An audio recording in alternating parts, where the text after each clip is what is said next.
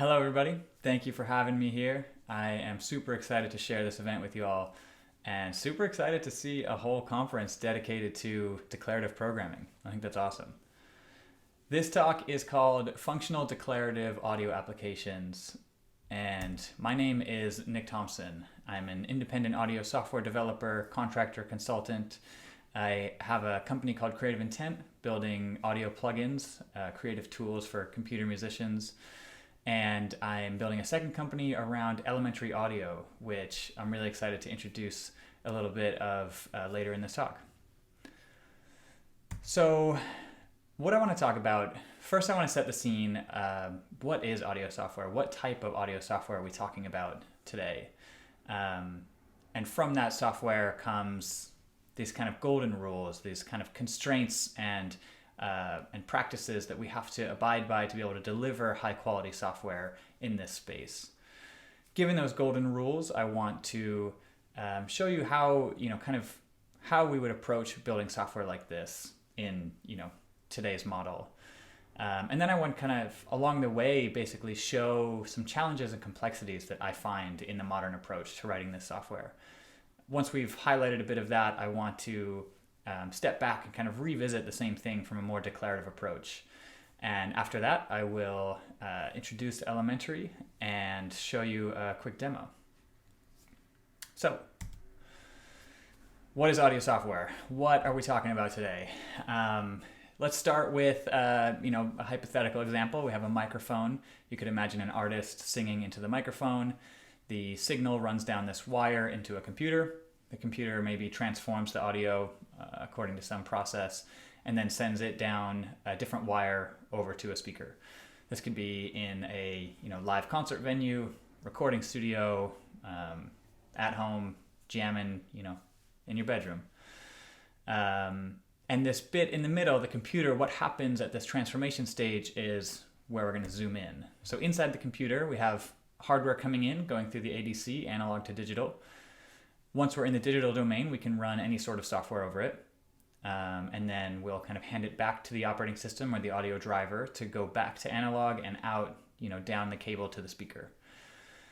So this software in the middle, this is where we're going to focus. And in particular, I'm setting up this, this example because the software that I'm interested in is real-time software. This is software that is operating in real time over an incoming signal stream. And being able to deliver it back to the driver or whoever it needs to deliver it to on time. And this is an interesting challenge, right? Because for this type of software, we're going to be presented from the audio driver a couple of milliseconds of audio to operate on, and we have to be able to hand that audio back quickly. Now, there's other types of audio software.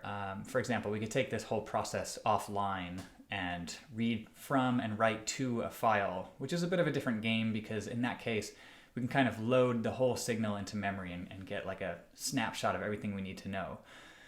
In real time, we don't have that luxury, basically. And so this is the type of software that I want to focus on for this talk.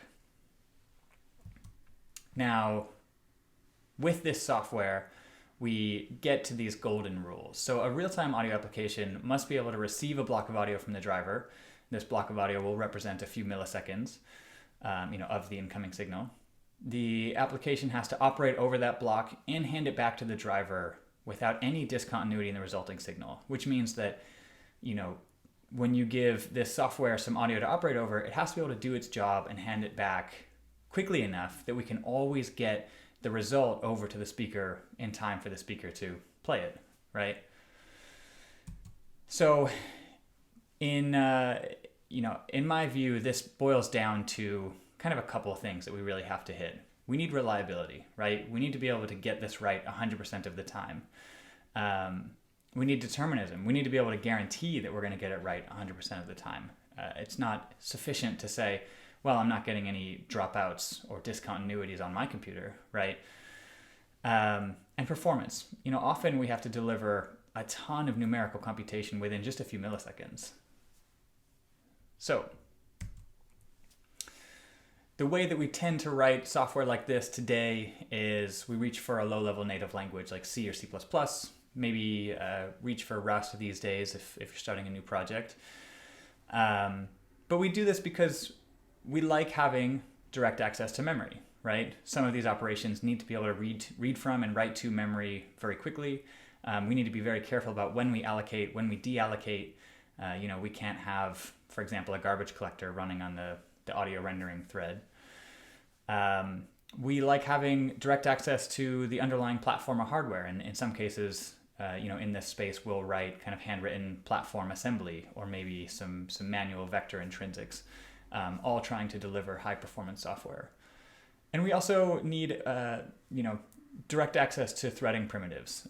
We need really fine-grained control over how our, threads interact with one another. So typically in these applications, we'll have kind of the real-time thread doing all of the audio stuff and then the main thread doing pretty much everything else. And we need to be able to coordinate these two threads with a lot of control.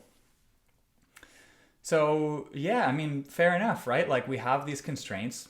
They're difficult constraints. It's a difficult problem space to work within, and C and C++, low-level languages like this, give us the tools to work in that space effectively. So a typical kind of architecture would start with something like this.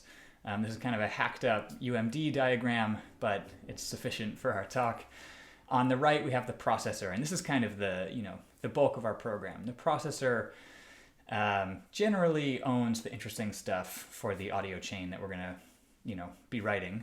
And so the processor typically has a few methods on it, like prepare, process, this is for processing audio, maybe a method for generating a new editor, and maybe a series of methods for receiving input from that editor. So the lines drawn in blue here represent things we tend to do on the main thread, and the lines drawn in green tend to represent the stuff we do in the real-time thread. So for example, we'll spin up our processor where we will subscribe for audio callbacks on the real-time thread from the driver. The driver will start hitting our process method, and typically everything else we'll try to do off the real-time thread. So an editor in this case can be a few things. The one I have drawn here is just like a simple GUI, knobs and sliders that might be able to adjust parameters of the process that we're writing. But an editor could be a lot of things. A processor, maybe the processor we're interested in is, in an embedded DSP chip or something, and maybe we'll run like a socket server to receive connections from remote clients who want to interact with the processor. Doesn't really matter. The interesting bit is that we will want to receive changes from the editor, and how we coordinate that with the processor is part of this whole story. So this is kind of a typical architecture. And if we were to step into this and start writing some code, it would start off like this. Now, for the next few slides, I want to walk through a really, really kind of abbreviated example of what it might look like to implement a low-pass filter. And a low-pass filter is just an audio processing technique for allowing low-frequency content beneath the filter's cutoff frequency through and attenuating content above. So often we'll do this with something called a biquad filter. Now the biquad filter here is an abstraction. I'm not going to actually walk through how the biquad filter itself is written.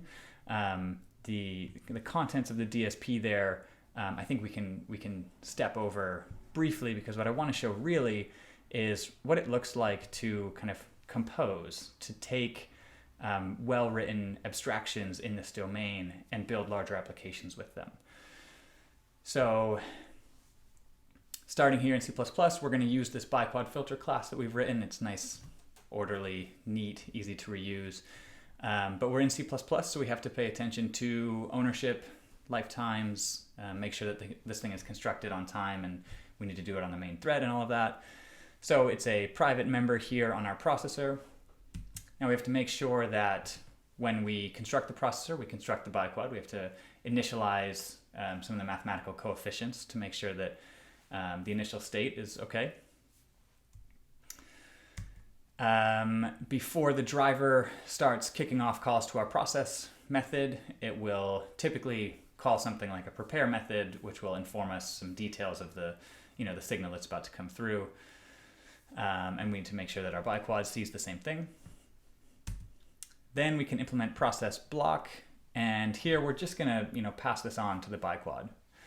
So as written, this is a pretty trivial example, and it's contrived as well, right?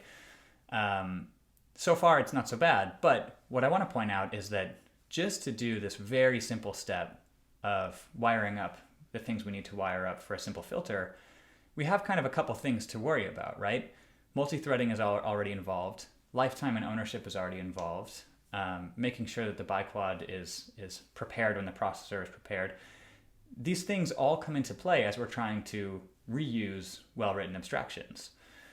And I think we could, mentally we could extrapolate here, right? What if I wanted 10 biquad filters? And what if the first 3 were to run in serial, and then after that, the next 6 were going to run in parallel, and then merge back to go through one final one, right? Like, this is starting to get a little bit complicated. How do we make sure that all of these are prepared? How do we make sure that all of these run as they're supposed to? Who gets which memory to operate off of? It starts to get a little bit tricky, right? Because we have all of these concerns wrapped up into that process of composition. So I want to show you a brief bit of code for sort of how this extrapolation might look in practice. Now, this bit of code is admittedly a bit old. I could have maybe done this a little bit better, but this is a piece of real code from a product that I wrote. And I think from this, now you don't have all the information, right? There's some code that's missing, but from this you can see a little bit of what it starts to look like when we deal with that process of composing, right? I have these, different processors, member variables on my class. I have to make sure that there's some memory allocated for some to operate on and for others to operate on. And then there's these kind of, sums from block into block and block level multiplication. The interesting bit is looking at this, you, the reader, are left to basically reverse engineer my intention. From this, can you tell what this block of code is trying to do? And again, it's incomplete, but this is a bit of a task, right? It's not obvious, at least to me at the outset. And so understanding the intention from code like this is difficult. But on the flip side, if I have the intention and I need to figure out how to write the code, I have to do this process of mapping from the intention to this kind of imperative procedure. So, I don't think I need to spend too much time on this. This is essentially just what it looks like to work with an imperative programming model in DSP. And being that we're at a declarative language conference, I think probably you see code like this already and have some opinions. And I probably share those opinions. But let's put this aside for a minute because it gets trickier still. So what happens when we have code like this and now we have to deal with state changes? So imagine that the artist is moving a slider on that GUI panel that we had in the earlier diagram, or imagine that we're receiving socket messages from a remote client. And maybe we want to adjust the state of that low pass filter that we started with, right? Like maybe we want to attenuate more high frequencies. So maybe our processor will add a method called onUserInput, and it will be called by the editor. And when it is, we'll receive a new cutoff frequency. So what we can do is compute a new set of coefficients that the biquad filter will need. We can do some of the work ahead of time for it. And then we assign those values, B0, B1, B2, etc. Now, as written, this is actually not okay. And the reason it's not okay is because I'm in series writing these coefficient updates, right? But we have to remember that this is called on the main thread, and my actual audio processing is called on the rendering thread, the real-time thread. So it could be the case that I write to B0, then write to B1, and then the main thread yields, and the real-time thread steps in to run some audio processing operation, right? And it will do so with its coefficients basically halfway updated. Now that's a tricky spot because if we halfway update our coefficients, we might create an unstable filter. And an unstable filter is pretty dangerous. They can get loud very quickly. They can damage speakers. They can damage your ears. We don't want that. So what can we do about this? Well, maybe we would try something like this. Maybe instead of writing each of those coefficients independently, we will create this biquad filter coefficients struct, and we'll assign a member variable on the biquad itself, which is of type stood atomic, over those coefficients. So now we can construct the coefficients struct at once and atomically store them, onto the biquad class. This too is actually not so great, and the reason it's not so great is because there is no, platform atomic swap for a struct of this size, right? So stood atomic internally is actually going to use locks to get this operation done.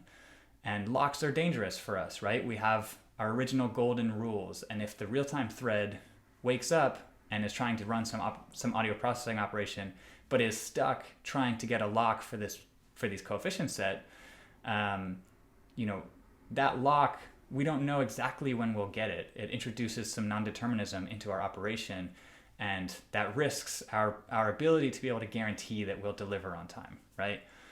So this too is actually tricky. And so what people typically do in this space is they start to use things like lock-free queues to get changes from one thread to the other.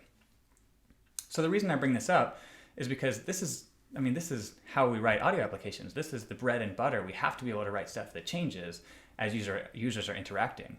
But now I want you to kind of mentally take that sort of, the complexity of composing that we just visited in the prior slides and inject into that, this kind of this piece around what it's like to change components. So now we have kind of compositional complexity mixed with this like multi-threading memory management complexity. And the point I want to make is that it's tricky. It is hard to write this type of code. There's a lot of ways to get it wrong. There's a lot of ways to make it harder than it needs to be. But this is kind of the space that we're playing in with these applications. So what can we do about it? Here I want to kind of set this aside and revisit from a more declarative perspective. So going all the way back to the beginning, what is the thing we're trying to do here? Well, it starts with we're receiving an input and we want to produce an output, right? So maybe the input here is drawn in purple, the output is drawn in this teal blue color. And ultimately, we're looking for a process that can receive the purple signal, operate over that in real time, and produce the blue signal, right?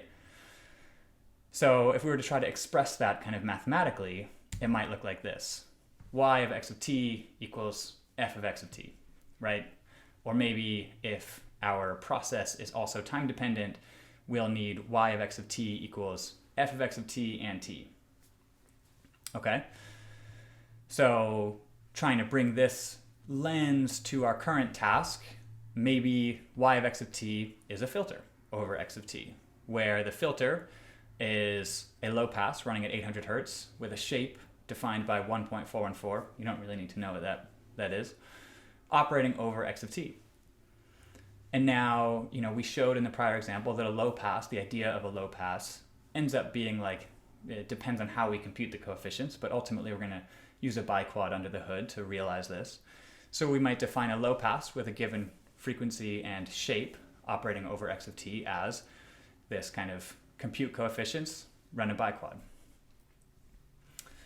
So what I find interesting about this is this is the entire intention of our prior example in 6 lines of pseudocode, right? We're able to communicate what we're trying to do here. And there's no, at this stage, at this level, there's no complexity introduced here. There's no lifetime, there's no ownership, there's no making sure that the biquad is prepared. There's no, thinking about how we're going to get these new coefficients updated at the right time with thread safety, etc., right? This is the program that we want. This is the procedure that we want, and that's it. We can kind of leave it right there from this more declarative model. And what I really like about this is at this point in audio, if we can think in this way, then we can explore and iterate in what I find to be a really compelling, intuitive way. So imagine, for example, we wanted to tweak our process here. Maybe we're interested in what it would sound like for our filter to be the sum of a low pass and a high pass. Maybe we'll let let through below 800, and then in parallel, we'll let through above 2000. And then we'll sum those together. So we'll kind of notch out the middle of the frequency spectrum. What would that sound like? I don't know. But, in this model, to describe that idea is so simple, right? And so if we can work at this layer, then exploring those questions becomes really quick, really easy. And at this point, I don't think that I need to convince you too much on kind of the benefits of being able to think and work like this, right? In a lot of ways, we started with a look at a modern use case of imperative programming, and then found some issues with it and revisited the same thing from a declarative approach, right? And that's what we're here for. We like declarative programming. So the real question is, can we have this? I mean, can we do this in audio? Can we work this way?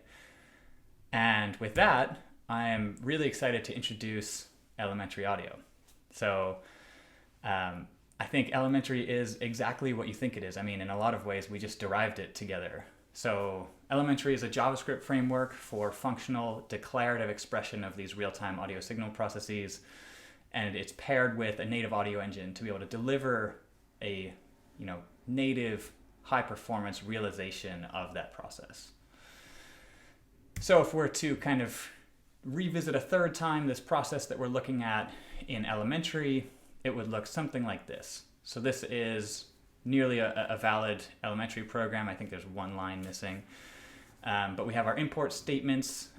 If you don't know JavaScript syntax, don't worry about it. But we're going to import some stuff from the elementary library. We're going to wait for this load event from the renderer, which is essentially, elementary is going to get the audio driver up and running and will tell us when it's ready to receive render calls. So once we're loaded, we're going to define x of t as the input coming in on channel 0. So you could imagine this is the mic signal coming in on channel 0. Y of t is going to be, we can describe y of t as low pass of 800, 1.4 and 4 operating over x of t. And then we can ask elementary to render that. So what happens here is once we ask elementary to render y of t, elementary will look at the description of the process we've just handed it. And it will make sure that it can realize that description. It can direct the underlying native audio engine to render this exact description, making sure to take care of memory management, thread safe interactions, all for you. So what happens if we wanted to introduce change, right? Change made things difficult in the earlier example. And when we revisited the example from a declarative lens, we kind of glossed over what change would actually look like. So with elementary here, maybe I've refactored a little bit. I've got the render step now wrapped up in a my render function, and I'm passing that cutoff over to the low pass in there. Now when we load, I'm just going to my render at 800. So that's kind of our initial state. And you could imagine this change event. This change event, maybe we'll have it fire in response to, a change on the editor. So the user is dragging a slider. We're getting this change event. Our callback there on the last line will run. So we'll receive a new cutoff, and we'll just call my render again with a new cutoff. Now what happens here is, we're on some time slice, we're going to say, hey, elementary, my signal should look like this. It should be a low pass at 800 hertz over x of t. And then at some time slice later, we're going to say, hold on, actually now it should be a low pass at 900 hertz over x of t. And you can just ask elementary consistently to keep rendering. You can say, hey, now it's this, render this for me. Hey, now it's this, render this. And what elementary will do at each step is it will look at what you have currently rendered and what you're now asking it to render. And it'll compare these two things and make sure that it can get from the current state to the desired state using as few operations as possible. And when it determines those operations, it will send them to the native audio engine to direct it for how to, catch up, basically. So with that, essentially I wanted to show we've had this approach, we have this this modern approach, the kind of state of the art for writing audio software, audio DSP in today's world using C and C++. And we hit some of the complexities that we find in that field. And then coming back at this through a declarative approach, I think we kind of, in a few ways, just stepped right over some of the problems there, in terms of how we can compose, how we can express these things, how we can think about our programs. And the exciting bit for me about elementary is that, writing like this solves some problems, and elementary will handle the other problems, the memory management, the thread coordination, things like that, which means that writing an application can truly just be this kind of declarative process. So with that, I want to show you a quick demo using elementary. We're going to do this in the browser because elementary is it's a portable engine. It can run in a bunch of different places. So I'm going to tab over to my browser and I'll show you a little example of synthesizing a kick drum and putting together a little beat in the browser. All right, so the first example that I want to show you is a really brief kick drum synthesis example. So this is neat because I think synthesizing a kick drum is a fun exercise, and it'll show you a couple things of working with elementary. So I'm doing this inside of CodePen, which is just a JavaScript online rendering tool.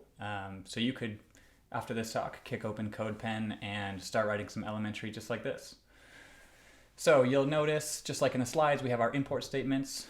Now we're going to render using web audio, so I'm going to construct a audio context right here.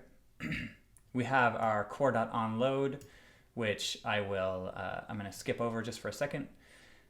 Down at the bottom here, you can see the last bit of code. This is what I omitted from the slides. And this little bit looks different depending on how you're trying to render elementary, whether it's in the browser, in an audio plugin, at the command line, etc.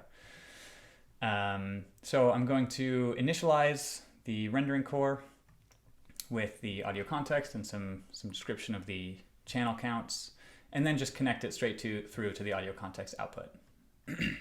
So once that gets up and running, it will fire the load event.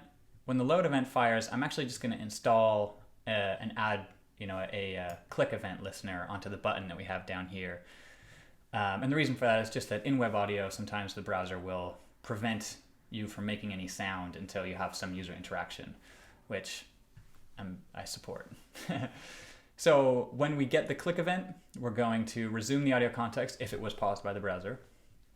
And then we'll start writing some elementary. So we're going to start with the first bit of this example is just these first few lines of code. We can ignore step 2 here below. So we're going to start with this pitch value. This is in Hertz, 555. It's arbitrarily chosen. And a gate, which I'm here generating using el.train. You could also use el.metro, but I will come back to that, or you can look that up in the docs after this. El.train will just emit a control signal. It alternates between 0 and 1 at the given rate, which here is 2 Hertz. And we're going to use that gate to trigger an ADSR envelope. Now, you don't need to know too much about this, but essentially an ADSR envelope will control the amplitude of a given sound. So it will ramp up from 0 to 1, then ramp down from 1 to the sustain value, the S in ADSR, and then it will ramp down from the S value back to 0 once the gate is let go, once the gate returns from 1 to 0. So in our example, I'm going to do that according to these coefficients. So we're going to attack over 10 milliseconds, decay over 250 milliseconds, decay to a value of 0, and then there is no release phase. Now, for step 1, I'm just going to render this by multiplying a sine tone, el.cycle here, at our pitch, 555 Hertz, by the envelope. So what we'll hear is just a pinging sine tone. I'll hit start.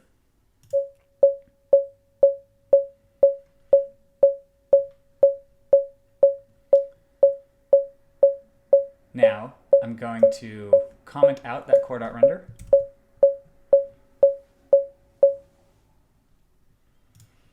Okay, so we've got our pinging sine tone, and now we can turn this into a kick drum as follows. So we're going to introduce a second ADSR, but this time we're not going to use it to control the amplitude of anything. We're going to use it to modulate the frequency that our sine tone is pinging.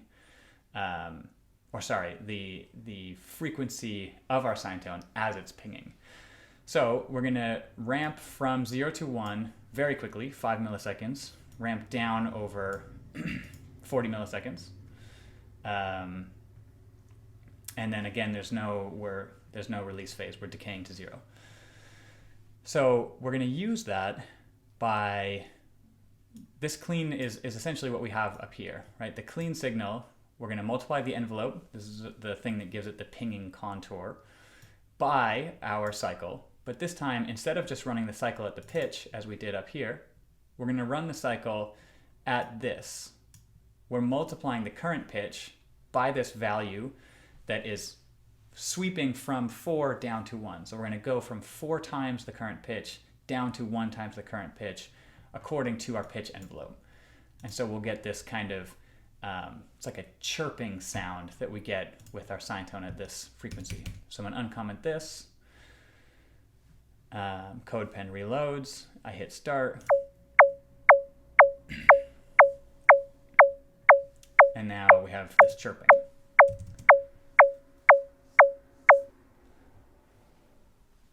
Okay, so the last bit here, this shape really is all we need to synthesize a simple kick drum. So the last step is to just pull this down into a more, the more bass region of the frequency spectrum. So instead of 555 hertz, let's run this around 55 hertz. And now if I uncomment this render step, I can push the start button as soon as CodePen loads it. And we should hear same kind of behavior, but at a lower frequency, which is the sound of a very simple electronic kick drum.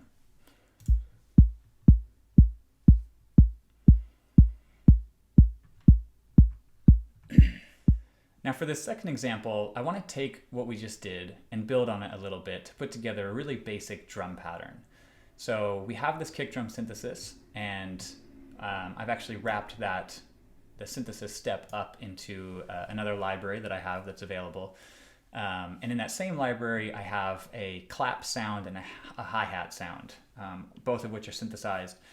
The synthesis for these is quite similar. For a clap, actually, you just have, you can filter white noise and apply a ADSR to give this kind of illusion of a bunch of hands all clapping at the same time.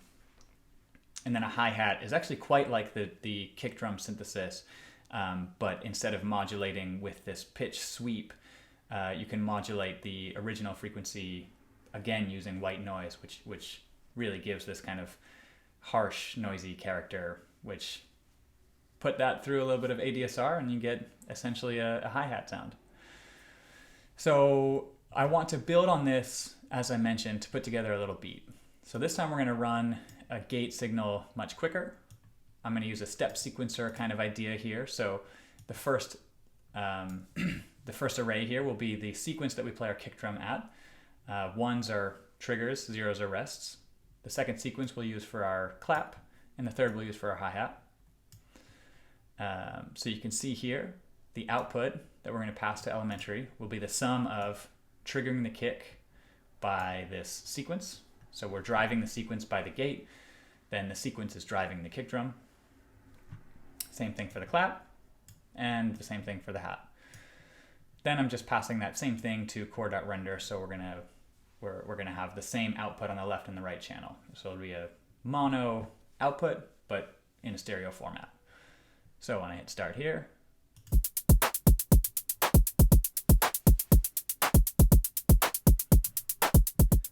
okay, so the last thing I want to show you is really just extending on that same thing a little bit, but to introduce some kind of fun randomness. And again, as I'm working through these examples, really the thing that I want to show is how you can experiment and how you can build on these things in just a few lines of code, because we're able to work in this declarative way, kind of deferring many of the difficult problems of this space onto the elementary engine. So we're revisiting our step sequencer, but this time I've added a fourth sequence. And the fourth sequence is going to trigger a delay line. And the delay line is going to move to basically different delay amounts. And you'll see down here when we have core.render, we're going to sum, we're going to sum the out FX, the delayed signal, with the original output signal to add some kind of variation, some random variation into our beat. So the delay amount here, I'll start kind of backwards. We're going to use el.delay, which is a simple delay line. We're going to have a maximum size of 2 seconds according to the sample rate. And then the position of the delay read, this is to say how far back in time we're gonna read the signal, will be a multiple of 2000 milliseconds divided by the train that's running above, and then multiplied by this delay amount. So this is going to move the delay read according to this delay amount signal. The delay amount signal starts with this sequence, which is driven by the gate, as we started with up here. And then that will be controlling a sample and hold. So we're going to periodically sample and hold a new random value. And each time we sample a new random value, we're going to quantize that, which is what's going on here. Quantize that into 4 discrete values. And then we map that quantized set onto the delay signal. So according to this sequence, we're going to pick a new delay value. So as the beat is playing, it will randomly introduce its own kind of variation and flare according to this quantized value set. So kick that off.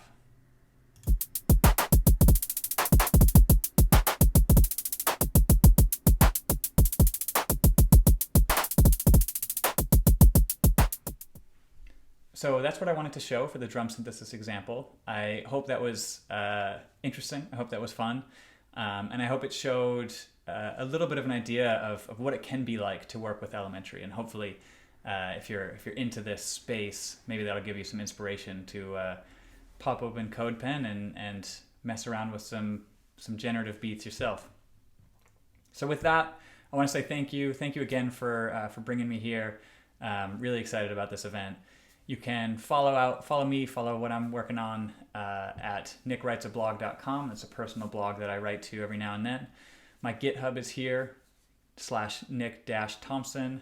You can find elementary as well as the drum synth library that I just showed. And if you want to follow along with elementary audio, it is elementary.audio. And yeah, thanks again. And I will be in the chat to answer any questions. Cheers.